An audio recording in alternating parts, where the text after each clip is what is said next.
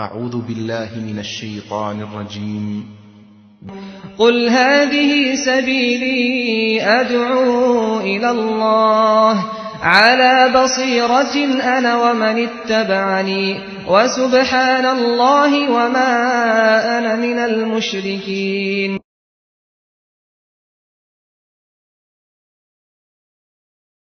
إن الحمد لله نحمده ونستعينه ونستغفره ونؤمن به ونتوكل عليه ونعوذ بالله من شرور أنفسنا ومن سيئات أعمالنا من يهده الله فلا مضل له ومن يضلل فلا هادي له وأشهد أن لا إله إلا الله وحده لا شريك له وأشهد أن محمدا عبده ورسوله.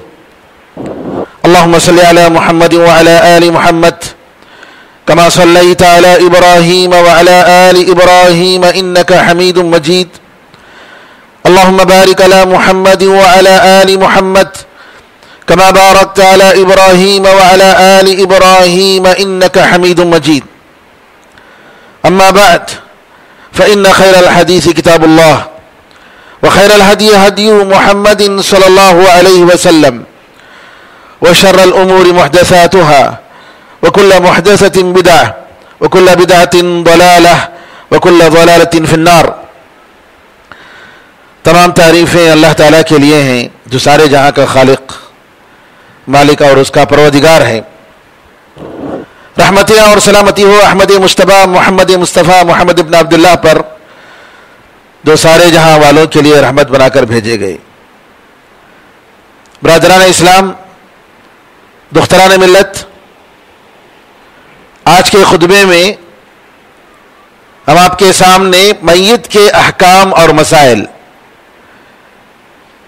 کیا ہیں، کس طریقے سے میت کے ساتھ سلوک کرنا چاہیے، موت سے پہلے کا مرحلہ کیسے ہونا چاہیے، موت کے بعد کفن دفن، ایک لمبا موضوع ہے، شاید 2-3 خطبوں تک یہ سلسلہ چلے گا. اور جو میں معلومات آپ کے سامنے دے رہا ہوں یہ شیخ البانی رحمۃ اللہ علیہ کی کتاب مختصر احکام الجنائز، جنازے کے احکام کے بارے میں ان کی ایک مفصل کتاب ہے، تفصیل سے ہر ایک کے ساتھ دلیل کی روشنی میں انہوں نے ہر ایک عمل کے ساتھ اس کی کیا دلیل ہے. جیسا کہ شیخ البانی رحمۃ اللہ علیہ کی بہت ساری کتابیں ہیں نماز کے بارے میں، حج کے بارے میں، اور ان کی کتابیں پڑھنے کے قابل ہیں، اس لیے کہ آپ نبی کریم صلی اللہ علیہ وسلم کی نماز جیسا کہ آپ دیکھ رہے ہیں، کتاب کا نام ہی ایسے ہے صلاۃ النبی صلی اللہ علیہ کیفیت صلاۃ النبی صلی اللہ علیہ وسلم کأنک تراہا، گویا آپ دیکھ رہے ہیں.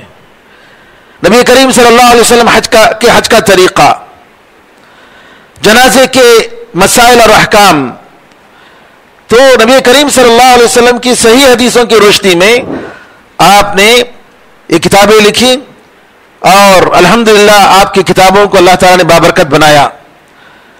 70,000 سے زیادہ حدیثوں کو انہوں نے ریسرچ کیا اور صحیحہ اور ضعیفہ کے سلسلے کئی جلدوں میں انہوں نے شائع کی. ماشاءاللہ بہت مبارک کام ہے. آج کوئی بھی عالم دین ان کی کتاب سے مستغنی نہیں ہے. نبی کریم صلی اللہ علیہ وسلم کے حدیث کے تعلق سے اگر دیکھنا ہے تو ان کی کتاب کی طرف ضرور رجوع کرنا پڑے گا تاکہ صحیح کیا ہے ضعیف کیا ہے معلوم ہو جائے. موت ایک حقیقت ہے میرے بھائیوں، اور اسلام کی خوبی یہ ہے کہ اپنے ماننے والوں کو ہر قدم میں رہنمائی دیتا ہے. بچہ پیدا ہوتا ہے تو کیا کرنا چاہیے، مرتے ہیں تو کیا کرنا چاہیے، پیدائش سے لے کر موت تک اسلام میں جو ڈیٹیل اور تفصیل کے ساتھ جو سسٹم اسلام نے دیا ہے آپ کسی بھی مذہب میں نہیں پائیں گے. یہ خود اسلام کی حقانیت کی ایک بہت بڑی دلیل ہے. اسلام کی سچائی، اس دین کی سچائی، قرآن کریم کی اللہ تعالیٰ کا کتاب ہونا اور اس کی نشانیاں بے شمار. ہمارا فرض ہے کہ ہم دوسروں تک اس کو پہنچائیں تاکہ ساری انسانیت اس نور سے منور ہو جائے اور اس دنیا میں امن قائم ہو جائے. موت سے پہلے مریض کہ اگر ایک آدمی مرض الموت میں مبتلا ہو اور اس کو پتہ چل جائے کہ میرے گھڑیاں بہت قریب ہیں, بہت مختصر ہیں, تو کیا کرنا چاہیے؟ سب سے پہلے اللہ تعالیٰ کی تقدیر سے راضی ہونا چاہیے, اس کی تقدیر پر صبر کرنا چاہیے. اور اس وقت جب وہ موت کے دہانے پر ہو, موت کے قریب ہو, اللہ تعالیٰ سے اچھی امید رکھنی چاہیے. علماء کہتے ہیں مومن کی زندگی امید و بیم, امید اور ڈر, اللہ تعالیٰ کی رحمت کی امید, اس کی جنت کی امید, اللہ کی مغفرت کی امید اور اس کے عذاب کا ڈر, دوزخ کا ڈر, قبر کے عذاب کا ڈر. زندگی ان دونوں کے درمیان گزرنی چاہیے. علماء کہتے ہیں کہ مومن کے دو پر ہیں, ایک امید کا پر اور ایک دوسرا خوف کا پر, اور ان دونوں کے ذریعے وہ زندگی گزارتا ہے. اللہ تعالیٰ کی رحمت سے مایوس ہونا کفر ہے, اور اللہ تعالیٰ کے عذاب سے بے خوف ہونا یہ بھی کفر ہے. تو مومن اپنی زندگی میں ان دونوں حالتوں کو اپنے ساتھ رکھتا ہے. گناہ ہو جائے تو اللہ سے ڈرتا ہے, معافی چاہتا ہے, اور اللہ کی رحمت کی امید کرتا ہے, اور اللہ تعالیٰ کی رحمتوں کی آیتیں جب پڑھتا ہے اللہ سے دعا کرتا ہے اللہ مجھے جنت نصیب فرما.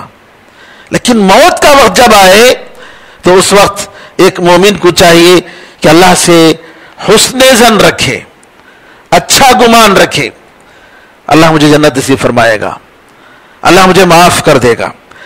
یعنی امید کے پہلو کو غالب رکھے اور اللہ تعالیٰ سے امید رکھے کہ اللہ تو مجھے معاف کر دے.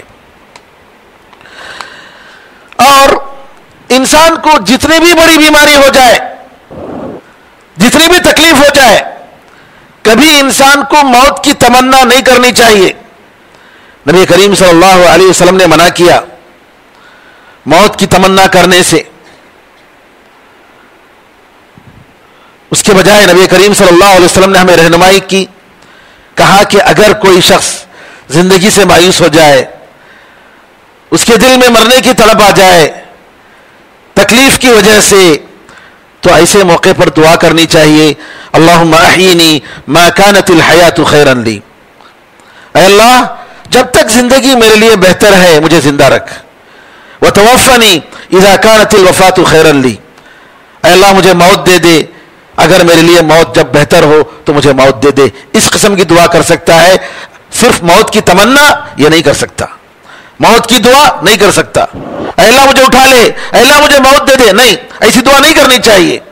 لیکن یہ دعا کہ جب تک زندگی میرے لیے بہتر ہے اللہ تو زندہ رکھ, اور جب تو دیکھے کہ میرے لیے موت بہتر ہے تو اے اللہ تو مجھے اٹھا لے بغیر کسی فتنے کے, تو یہ دعا کر سکتا ہے.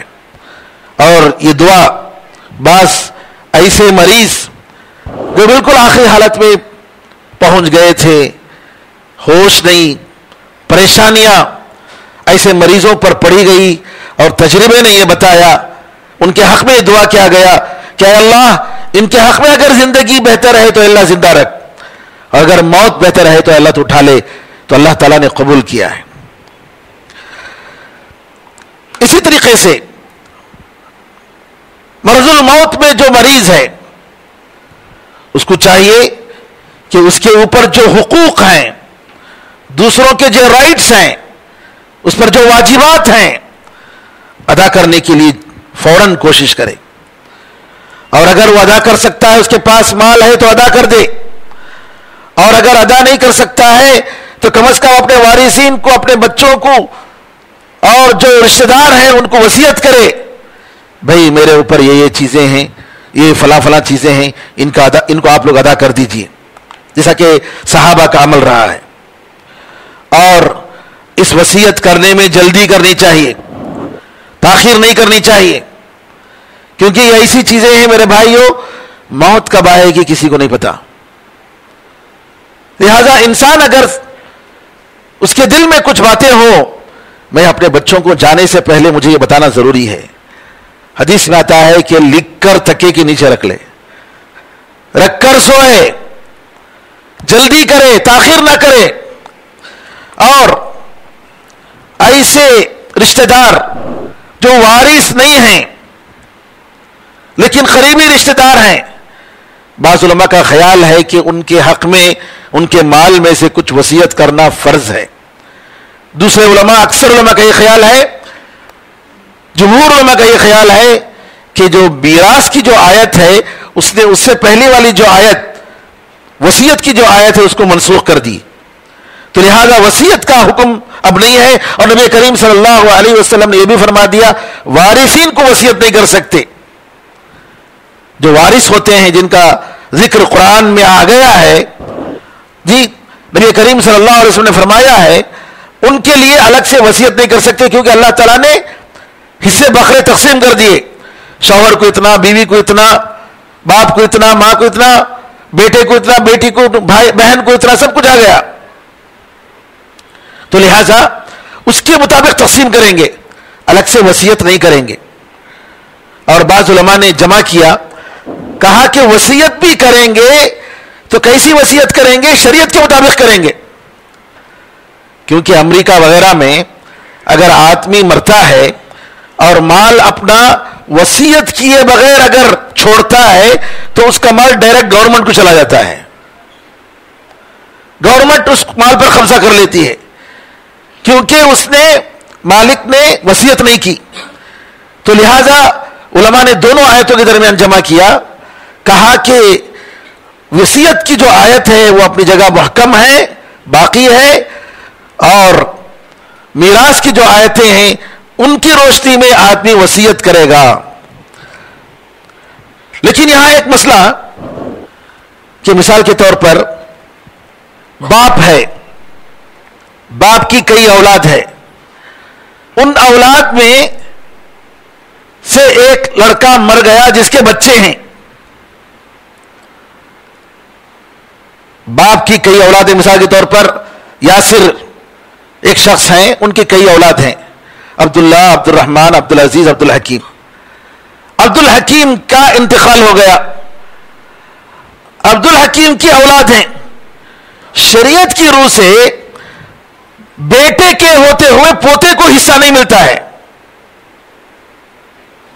یا بیٹی تھی، بیٹی مر گئی لیکن بیٹی کی اولاد ہے. کیونکہ یہاں عبداللہ، عبد الرحمن، عبد العزیز ہیں تو عبد الحکیم کے اولاد کو کچھ بھی نہیں ملے گا شریعت کے حساب سے.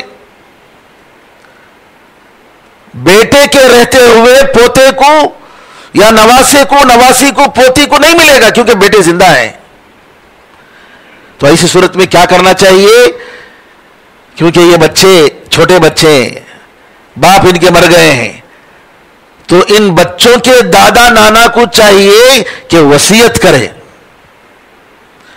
وصیت اپنے مال میں سے زیادہ سے زیادہ 1/3 حصہ، 1/3، اس سے زیادہ نہیں کر سکتے. بلکہ علماء کہتے ہیں کہ 1/3 سے کم کرنا چاہیے، کیونکہ نبی کریم صلی اللہ علیہ وسلم نے فرمایا الثلث والثلث کثیر، 1/3 وصیت کر سکتے ہیں اور وہ بھی زیادہ ہے، آپ نے فرمایا. یعنی کسی کو آپ غیر وارثین کو آپ وصیت کرنا چاہتے ہیں، مال، میرے مال میں سے فلاں کو، ادارے کو یا کسی کو، تو زیادہ سے زیادہ 1/3، اس سے زیادہ نہیں. ایسا نہیں کہہ سکتے کہ میرا پورا مال فلاں کے لیے اور محروم کر دے رہے ہیں اپنے وارثین کو، یہ جائز نہیں ہے، یہ ظلم ہے. ایسی وصیت نہیں کرنی چاہیے جس میں کسی پر ظلم ہو، وارثین پر ظلم ہو. میرا فلاں بیٹا، میرے ساتھ اس نے اچھا سلوک نہیں کیا ہے، لہذا میری وراثت میں اس کو نہیں جانا چاہیے، غلط، یہ ظلم. اللہ تعالیٰ نے حصے بکرے کیے ہیں، یہ تقسیم، تو ہم اس میں کوئی تصرف نہیں کر سکتے. اور وصیت بھی جیسا کہ میں نے کہا، اگر میراث تقسیم کر رہے ہیں تو شریعت کے مطابق ہونی چاہیے. لوگ کیا کرتے ہیں، اپنے زندگی میں مال چونکہ ایک ہی آدمی کے اوپر نام ہوگا تو مسائل آئیں گے، تو کیا کرتے ہیں، فلاں بیٹے کے اوپر، فلاں بیوی کے اوپر فلاں فلاں کے نام پر کر دیتے ہیں، حالانکہ دوسری بیویاں ہیں، ان کا بھی حق ہے، دوسرے بچے ان کا بھی حق ہے. ابھی اگر برابر تقسیم نہیں کریں گے تو مرنے کے بعد بیٹا بولتا ہے یا تو میرا ہو گیا بھائی، میں کسی کو نہیں دوں گا، جبکہ مال کمایا ہے باپ نے، صرف اس وجہ سے اس نے دوسروں کے نام میں رکھا تاکہ حکومت کی نظر میں کوئی مسائل نہ ہو. اب کیا ہوتا ہے، اب وہ لوگ کہتے ہیں کہ نہیں بھائی میں میرا مال ہے یہ، میں تمہارا بہن کو بھائی کو حصہ نہیں دوں گا. میرے بزرگوں یہ ظلم ہے، یہ ظلم ہے. اور اگر باپ نے صرف نام کے لیے تقسیم کیا ہے اور باقاعدہ ہدیے کے طور پر نہیں دیا ہے، تحفے کے طور پر نہیں دیا، اور تحفے میں بھی علماء کہتے ہیں جیسا کہ نعمان بن بشیر کی حدیث ہے کہ اللہ سے ڈرو اور اپنی اولاد میں انصاف کرو، انصاف کے ساتھ ہونا چاہیے. فلاں بیٹا زیادہ عزیز ہے، اس کو اٹھا کر دے دیا 2 کروڑ کا مال اور اس کے نام سے کچھ بھی نہیں. ایک بیوی کو تو فل دے دیا پورا اور دوسری بیوی بیچاری مسکین. قیامت کے دن ہر ایک چیز کا جواب دینا پڑے گا، قیامت کے دن جواب دینا پڑے گا. بچوں کے ساتھ ظلم کرتے ہیں اس کا جواب دینا پڑے گا، بیویوں کے ساتھ ظلم کرتے ہیں قیامت کے دن اس کا جواب دینا پڑے گا. آج آپ بول دیں گے ٹھیک ہے دیکھ لیتے ہیں، میں اس کو نہیں دوں گا حصہ میرا. بعض لوگ کرتے ہیں، موت کے قریب اپنی بیوی کو طلاق دے دیا تاکہ بیوی اس کے وراثت کا حصہ دار نہ بنے. شریعت کے لحاظ سے قاضی کے پاس اگر گیا، موت کی بیماری میں اگر اس نے کیا ہے تو اس کا یہ فیصلہ غلط، طلاق کو شمار نہیں کیا جائے گا، وہ اس کی بیوی شمار ہوگی اور باقاعدہ اس کو حصہ دیا جائے گا. یہ شریعت کا فیصلہ ہے. کیوں آج کرتے ہیں لوگ بیویوں پر ظلم اور ناانصافی، بچوں کے ساتھ ناانصافی. لہذا اسلام کے حکم کے مطابق اگر کوئی کرتا ہے تو زندگی دنیا اور آخرت ہر لحاظ سے وہ کامیاب رہے گا اور خوش رہے گا. جیسا کہ میں نے کہا کہ اگر وصیت میں ظلم کی باتیں ہیں تو یہ مردود ہے، شریعت میں جائز نہیں ہے. میرے بھائیوں، وصیت صرف مال کی وصیت اور جائیداد کی وصیت ہی نہیں ہوتی. سلف صالحین وصیت کرتے تھے. کیسی وصیت؟ اسلام پر رہنے کی وصیت، سنت کی اتباع کرنے کی وصیت. اور یہ وصیت بھی کرنی چاہیے جیسا کہ یعقوب علیہ السلام نے اپنے بچوں سے کہا، ام کنتم شہداء اذ حضر یعقوب الموت اذ قال لبنیہ ما تعبدون من بعدی. کیا تم اس وقت حاضر تھے جب یعقوب کو موت آئی اور انہوں نے اپنے بچوں سے کہا میرے بیٹو میرے بعد تم کس کی عبادت کرو گے؟ قالوا نعبد الہک و الہ آبائک ابراہیم و اسحاق. انہوں نے کہا کہ آپ کے خدا اور آپ کے باپ دادا کے خدا، ان کی ہم اتباع کریں گے، ہم ان کی عبادت کریں گے، کسی اور کی ہم عبادت نہیں کریں گے. توحید کی وصیت آج کے فتنوں کے زمانے میں، آج کے نعوذ باللہ گمراہیوں اور ضلالت اور جہالت کے زمانے میں کیا کرتا ہے؟ آج پنجا گاڑ رہا ہے. ارے ہمارے دادا کے زمانے سے پنجا ہے جی، یہ پنجا جو ہے دادا کے زمانے سے ہے، میں مرتے دم تک اس جگہ میں گاڑوں گا. اگر یہی دادا وصیت کیے ہوتے اپنے بچوں کو، میرے بچوں تم میرے بعد ایسے بدعات و خرافات نہیں کرنا، قرآن اور حدیث پر عمل کرنا، توحید پر قائم رہنا، نبی کریم صلی اللہ علیہ وسلم کی سنت کو لازم پکڑنا، صحابہ رضی اللہ عنہم اجمعین کے طریقے پر جانا، اور جتنی فرقے اور جماعتیں ہیں ان سے دور رہنا. یہ وصیت کرنے کی ضرورت ہے میرے بھائیوں، یہ وصیت کرنے کی ضرورت ہے تاکہ آپ کی اولاد اور بعد میں آنے والی اولاد کی دعائیں آپ کو پہنچے. ورنہ اگر وہ شرک اور قبر پرستی میں مبتلا ہو، اس کی دعا کہاں سے قبول ہوگی؟ اس کی نماز کہاں سے قبول ہوگی؟ اس کا حج کہاں سے قبول ہوگا؟ جو قبر پرستی میں مبتلا ہے، غیر اللہ کے پاس جا کر مانگتا ہے اور اللہ کے برابر اس کو مددگار سمجھتا ہے، اس کی مرادیں سمجھتا ہے کہ پوری ہوں گی، اس کی نماز کہاں سے قبول ہوگی؟ اس کی دعا کہاں سے قبول ہوگی؟ لہذا اگر ہماری دعائیں اگر ہمیں اللہ تعالیٰ کے پاس بنوانی ہیں، قبول کروانی ہیں، تو اپنے بچوں کو وصیت کرو توحید کی، سنت رسول صلی اللہ علیہ وسلم کی اتباع کی، صحابہ رضی اللہ عنہ اجمعین، تابعین، تبع تابعین، ائمہ کرام رحمت اللہ علیہم اجمعین، علماء جو نیک علماء گزرے ہیں ان کے طریقے پر چلنے کی وصیت کیجئے، تاکہ یہ لوگ اور آپ کی نسل اسلام پر باقی رہے، صحیح اسلام پر باقی رہے۔ میت جب سکرات کی حالت میں ہو تو اس کو تلقین کرنی چاہیے۔ تلقین کیا؟ لا الہ الا اللہ، لا الہ الا اللہ کثرت سے اس کے پاس پڑھنی چاہیے، اور اس کو زبردستی کیے بغیر، اس کو زبردستی نہیں کرنا، ترغیب دلانا۔ کیوں زبردستی نہیں کریں گے؟ اس لیے کہ نعوذ باللہ اگر آپ زبردستی کریں، شرارت کیا کہ میں نہیں پڑھتا جی، نعوذ باللہ اگر ویسا بول دیا تو کیا ہوگا؟ کفر پر موت ہوگی اس کی۔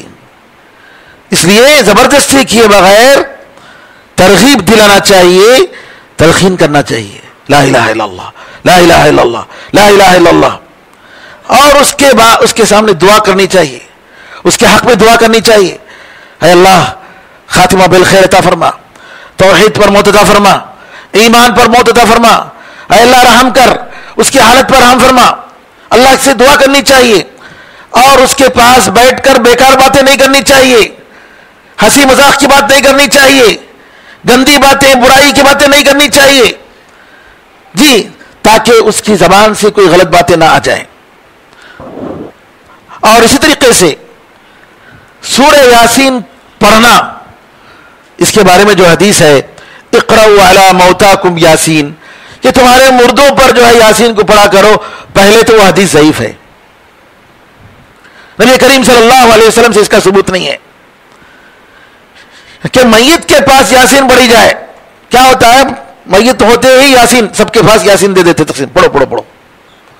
نبی کریم صلی اللہ علیہ وسلم سے اس کا کوئی ثبوت نہیں ہے، صحابہ کرام رضی اللہ عنہم اجمعین، تابعین، ائمہ کرام، ان سے کوئی ثبوت نہیں ہے، یہ حدیث ضعیف ہے، لہذا اس پر عمل نہیں کیا جا سکتا۔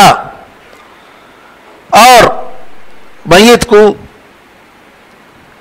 ایسے موقع پر بڑی حکمت کے ساتھ اچھی طریقے سے پیش آنے کی ضرورت ہے، اور علماء نے کہا کہ اگر کافر بھی مر رہا ہو تو اس کے پاس جا کر لا الہ الا اللہ کی دعوت کے لیے جانا چاہیے، جیسا کہ نبی کریم صلی اللہ علیہ وسلم ایک یہودی نوجوان کے پاس جاتے ہیں اور جا کر اس کو دعوت دیتے ہیں اور وہ مسلمان ہوتا ہے۔ اس نے جب نبی کریم صلی اللہ علیہ وسلم جب دعوت دی تو نوجوان نے اس کے والد کی طرف نظر اٹھا کر دیکھا کہ والد کیا کہتے ہیں، دیکھیں گے مشورے کے طور پر۔ والد نے کہا اطع ابا القاسم، نبی کریم صلی اللہ علیہ وسلم کے یہ لوگ ابو القاسم، قاسم کے باپ، اس طریقے سے بولتے تھے، کہا ان کی بات مانو، کیونکہ یہودیوں کو معلوم تھا کہ سچے رسول ہیں، شرارت پر ایمان نہیں لائے اور کچھ نہیں، کہ رسول اللہ صلی اللہ علیہ وسلم بنو اسرائیل میں سے نہیں آئے، اسماعیل علیہ السلام کے خاندان سے آئے، اس شرارت پر وہ مسلمان نہیں ہوئے، ایمان نہیں لائے، ورنہ اللہ نے ان کے بارے میں کہا کہ یہ لوگ جو ہے نبی کریم صلی اللہ علیہ وسلم کے محمد اللہ کے سچے نبی ہیں، اسی طریقے سے یہ جانتے ہیں جسے ان کے بیٹوں کے بارے میں ان کو یقین ہے۔ بیٹوں کے بارے میں کسی کو شک ہوتا ہے کیا؟ ہرگز نہیں۔ تو ایسے موقع پر اگر غیر مسلم سکرات کی حالت میں ہے اور ہماری وجہ سے وہ مسلمان ہو گیا، مدینے میں ایسا ہوا، مستشفیٰ ملک فہد میں ایک مرتبہ ہمارے ایک ڈاکٹر صاحب نے کہا کہ ایک بیچارہ ہے، ہندو ہے، 85% جل گیا ہے، اس کے بچنے کی کوئی امید نہیں۔ اگر آپ آ کر اس کو کلمہ پڑھا سکتے ہیں تو ہم گئے اور الحمدللہ دعوت دی، وہ مان گیا اور کلمہ پڑھا. 2-3 دن کے بعد انتقال ہو گیا. جب ان کے لوگوں کو معلوم ہوا، اس کے دوستوں کو، کہ یہ مسلمان ہو کر مرا ہے، تو آئے نہیں وہ لوگ، اور مسلمانوں نے اسلامی طریقے سے اس کا کفن اور اس کے دفن کا اہتمام کیا. جیسے ہی آدمی مرتا ہے، اس کی موت ہو جاتی ہے، تو سب سے پہلے اس کی آنکھوں کو بند کرنا چاہیے. حدیث میں آتا ہے کہ انسان جب مرتا ہے تو نگاہیں روح کی طرف لگ جاتی ہیں، ایسے دیکھتی ہیں روح جا رہی ہے، اور نگاہیں جو ہے کھلی رہتی ہیں. تو لہٰذا نگاہوں کو، آنکھوں کو بند کرنا چاہیے، دعا کرنی چاہیے، اور اس کے پورے بدن کو ڈھانکنا چاہیے، سوائے وہ شخص جو احرام کی حالت میں مرتا ہے. احرام کی حالت میں جو مرے گا، چاہے عمرہ کے لیے جا رہا ہو یا حج کے لیے جا رہا ہو، اگر وہ احرام کی حالت میں تھا تو اس کے چہرے کو اور اس کے سر کو ڈھانکنا نہیں چاہیے، اور اس کی تکفین اور تدفین کے لیے جلدی کرنی چاہیے. کیا کرتے ہیں؟ اس کو اٹھا کے آئس باکس میں ڈال دیتے ہیں. کیا ہے؟ امریکہ سے فلاں صاحب آنا ہے، فلاں بھائی آنا ہے، فلاں بیٹا آنا ہے. نہیں، شیخ البانی رحمت اللہ علیہ نے وصیت کی، میں اگر مر جاؤں دوسری نماز سے پہلے میری جنازے کو اٹھا دینا چاہیے. اور ایسے ہی ہوا. عشاء میں انتقال ہوا، فجر تک الحمدللہ کئی لوگ جمع ہو گئے، ماشاءاللہ ہزاروں کی تعداد میں. تو اس طریقے سے وصیت کہ میرے فلاں، حدیث میں یہ آتا ہے کہ آدمی اگر مرتا ہے تو اس کو جلدی کفن دفن کرنا چاہیے. اگر نیک ہے تو دنیا کی تکلیفوں سے بچ کر جلدی وہ جنت میں چلا جائے گا. اگر برا ہے تو اس کی برائی سے لوگ بچ جائیں گے. تو کفن دفن میں جلدی ہونی چاہیے، تاخیر نہیں کرنی چاہیے. اور جس شہر میں مرا ہے اسی شہر میں دفن کرنا چاہیے. کیا کرتے ہیں؟ نہیں، ہمارے اماں جو ہے وہاں مرے ہیں، وہ جگہ دفن کیے ہیں، وہاں جانا، ان کے بازو دفن ہونا. ارے بھائی، اگر نیک ہے انشاءاللہ جنت میں سب ملیں گے، بیوی بچوں کے ساتھ، پورے رشتہ داروں کے ساتھ جنت میں رہیں گے. اور اگر نعوذ باللہ برے ہیں تو بازو قبر میں رہنے سے کچھ ہونے جاتا نہیں، خواہ مخواہ اس کے لیے پریشانی نہیں، ہم نہ تسلی ہوں گی، فلاں ہوں گی. بھائی اس کے بدلے میں جو پیسہ خرچ ہوتا ہے میت کی طرف سے صدقہ کرو، یہ زیادہ بہتر ہے. اور اسی طریقے سے قرض وغیرہ اگر اس پر ہیں تو جلدی سے ادا کرنے کی کوشش کرنی چاہیے. اس موضوع پر میت کے احکام اور مسائل کے تعلق سے بہت ساری باتیں ہیں، انشاءاللہ اگلے خطبوں میں آئیں گی. اللہ تعالیٰ سے دعا ہے کہ اللہ تعالیٰ ہم سب کو دین حق کو پہچاننے، اس پر عمل کرنے کی توفیق عطا فرمائے. آمین ارحم الراحمین. بارک اللہ لنا ولکم فی القرآن العظیم ونفعنا وإیاکم بالآیات والذکر الحکیم. انہ تعالی جواد کریم ملک والرؤوف رحیم رب حلیم.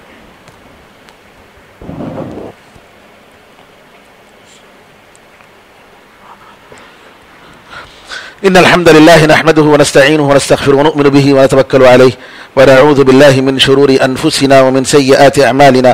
من يهده الله فلا مضل له ومن يضلل فلا هادي له. وأشهد أن لا إله إلا الله وحده لا شريك له وأشهد أن محمدا عبده ورسوله. اللهم صل على محمد وعلى آل محمد كما صليت على إبراهيم وعلى آل إبراهيم إنك حميد مجيد. اللهم بارك على محمد وعلى آل محمد كما باركت على إبراهيم وعلى آل إبراهيم إنك حميد مجيد.